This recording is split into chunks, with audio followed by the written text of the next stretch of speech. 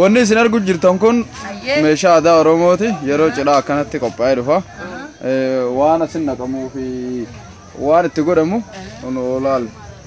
haati siiqqeen jirti isinitti himti mee amma quluu tana quluu jaaniin himi isan kana keessa waan itti naqamtu akka takkaan injennuuni mee maal jaaniin chuma aadaa dagaagsituu Oromoo jennaani akka teeteetti keenya aadaa keenya akka dagaagsinu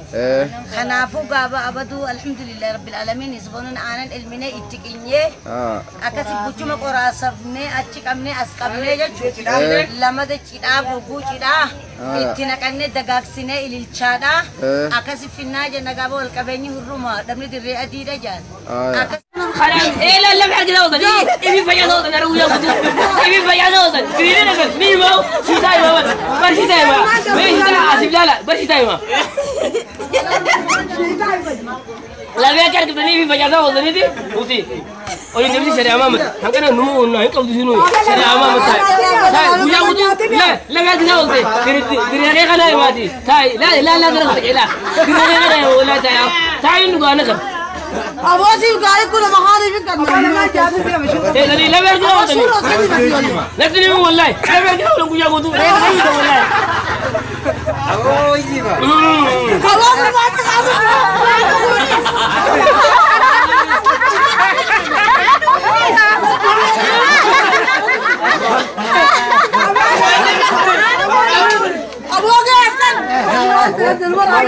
يعني دي غير من اسمه لا عقبي هو يعطى له كوجا كودو Akasitti gawal kabenya nakasi wal jalanne jechu akasitti dagagsine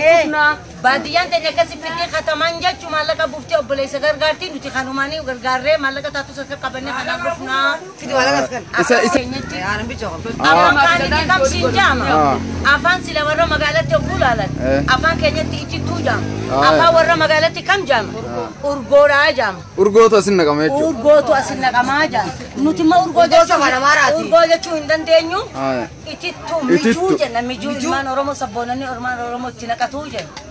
akkasitti mijuu sanna illee akkasitti cidhaaf baadiyyaa dhufee akkasii wal gargaaraa warri magaalaa moo kanaa miti saniif jecha baadiyyaan teenya kanaaf chuma kana mijuu naqattee dhufti nuti gargaarsa walaa akka dandeenyu wal gargaaraa jenna isin maallaqa kana hatamaan maallaqa kana wal gargaaraa haadha gurbaati buusii gootanii gurbaa gargaaraa rakkoo bakka isheen teetetti jechuudha warri baadiyyaa immoo kanaas itittuu kana fidanii jechuudha gaheen teessan adda adda jechuudha gahee adda adda nyaata gaawwachi marootuuti faraqaadha akkasumatti maallaqa bufne obboleessas baadiyyaa kana magaalaa kanadha akkasiin ciidha jechuudha kamtu caala duuba fakkeenyaaf amma magaalaa kanaa fi baadiyyaa kana kamtu caala isin biratti maalleen illee nabatu bareeduma akka jirrutti gaamma kunilleen akkasuma daran waan sabboonummaan Oromoo keessa jirtuuf urgoo jenna aadaa dagaagsituu Oromooti iddoo gaafire heerri tokko maa beekta aadaan gola gola waan jamu baadiyyaa fi magaalaan garaagarummaan isiidha kuni mijuudha asitti eessa baadiyyaan loowwan qabdu tiifataadhaame magaalaan nuti naggadduudhaan horsiisaa bulaadha nuti daldallee bulla isaan horsiisanii bulan horsiisee bulaan waan kana nuuf dhiyeessa yeroo haruusaa